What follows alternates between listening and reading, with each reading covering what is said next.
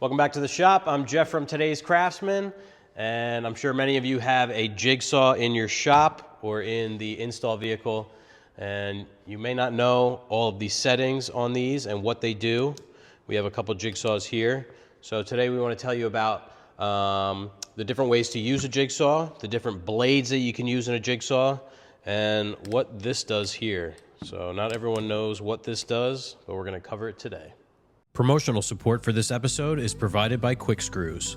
Since 1987, Quick Screws has been a leader in both quality and performance. With warehouses in California and South Carolina, Quick Screws can deliver anywhere in the U.S. within 4 days. Quick Screws' highly trained personnel are ready to get you the product you need when you need it. Find out more at quickscrews.com. See, we have our Today's Craftsman coffee cup here. Nothing to it but to do it. So while you're watching on Saturday morning, you can have your own cup. Head over to the website to check that out. But let's get back into these jigsaws. So we have two jigsaws here. These are the jigsaws that I use here at Green Street Joinery. So in the shop, we use a Festool Tryon. It's the PS300 EQ. This is so old that it actually says Festo on it.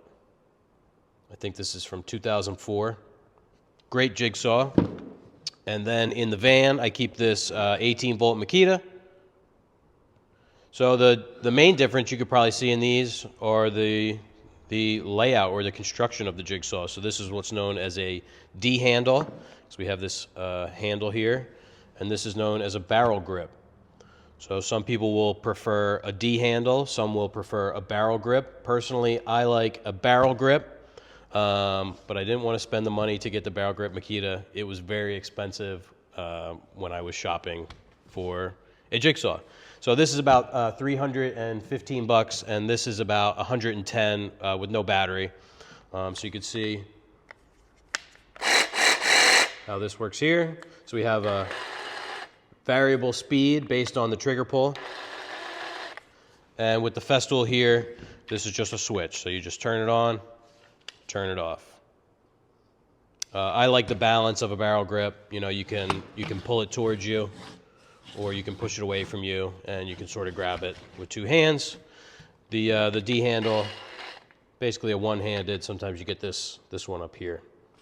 So before we get into the different types of blades and showing you how they cut, we can talk about this right here. So you'll see this on pretty much every jigsaw I've ever seen, and we have a 0 and a 3.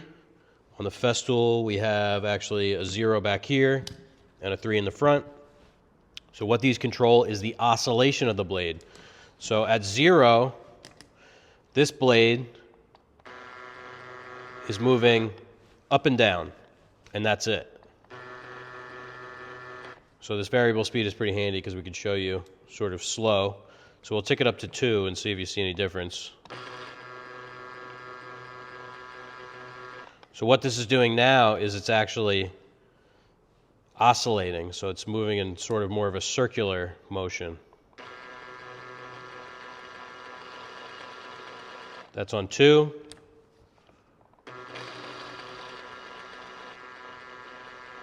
And 3. It's kind of hard to see, and I think the oscillation becomes exaggerated as you're cutting. So you can see how this has a little bit of that movement. And you would run it with a high oscillation if you were looking to cut faster, but that is going to yield a rougher cut. So just straight up and down, like a bandsaw, is going to give you the cleanest cut, but it's going to cut a little bit slower because the oscillation is helping to remove all of those chips, and it's attacking with an aggressive cutting motion. So that's the oscillation, and your cut will also be affected by the type of blade. So we have several different blades here, and we can show you what those are. Have some blades here. So these are the 5 blades that I really keep around in the shop. We can get this one out of the way at first because we're not going to be cutting with this today. This is a thin metal blade. So you see it's kind of got teeth like a hacksaw, good for, as it says, cutting thin metal. We have speed for wood, this is called. So this is a very aggressive tooth with not a ton of set, but it definitely has set to it. and this is in an upcut direction. So the teeth, they're going to be pulling up as this goes up and down. This is a scrolling blade. So this is for cutting curves. We have a thin blade, so it's a little more flexible, and you can get a tighter curve because you have less width to interfere with turning. So for cutting tight curves. Have a down cut for wood. So the teeth here are pushing down, so if you need a clean surface on the top, you'll use this. And then we have an upcut for wood. So teeth are going in the opposite here. So if you need a clean cut on the bottom, you'll go for this one. And what we'll do is we'll take these two pieces of wood here, and we'll draw some curves on them. And we'll use each blade once in the 0 oscillation position and once in the 3 oscillation position, so you can see how these different blades cut and how the oscillation affects the quality of that cut. So we have 2 saws. We need to pick one, and I'm going to pick the Festool 100 times out of 100. I like this Makita. It's good for the job site, and being cordless is nice, but this Festool is a great jigsaw. I've had a lot of people come into the shop and work with me, and they're like, wow, what's up with that jigsaw? It just works so well. It has really, really nice cutting. I think it has to do with the guard and these, I don't even know what you call these like stabilizers that Festool uses. This thing cuts really, really nice, and I'd recommend it. You know, for $300, it's not that much more than like a high-end Bosch or Metabo for another really good barrel grip. This is on par for price. So we have our pieces marked out here. So let's see, we'll call 1, 0, and 1, 3. We're going Roman numerals today. And we can make some cuts. So let's start out with the speed for wood. This is the really aggressive upcut. So we'll see how it affects the cut here and the grain in this plywood. So we're using pre-finished 3/4 inch plywood. So like most jigsaws, we have a little release here. Stick our blade in, make sure it's in there. Have the speed blade in the saw, and we have the oscillation set on 3. We can make this cut.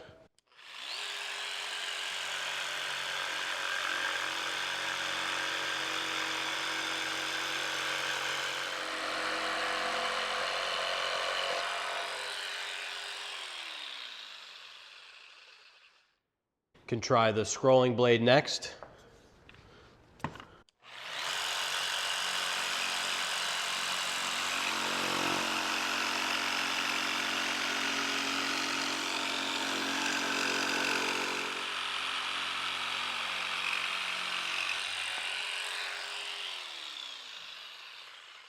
Have the upcut blade in the jigsaw.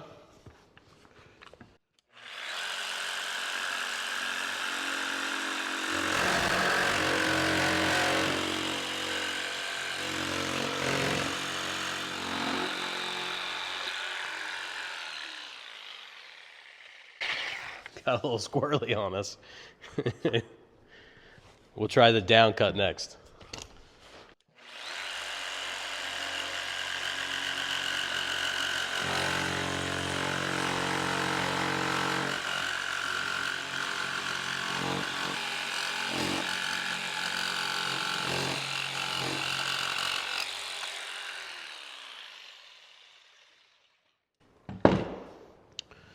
So we just made all 4 cuts with the high oscillation setting. Take a look.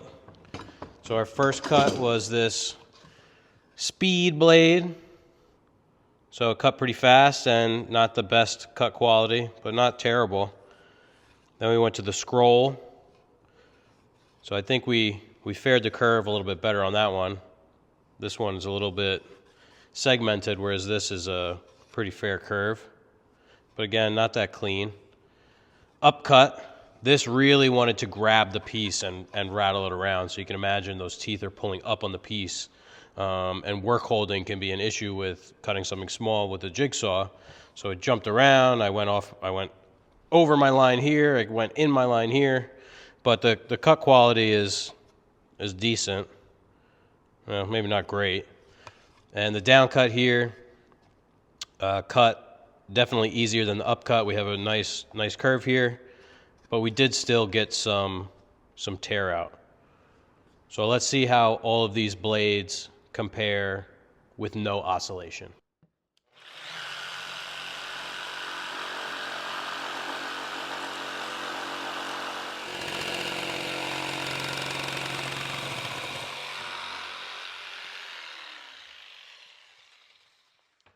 All right.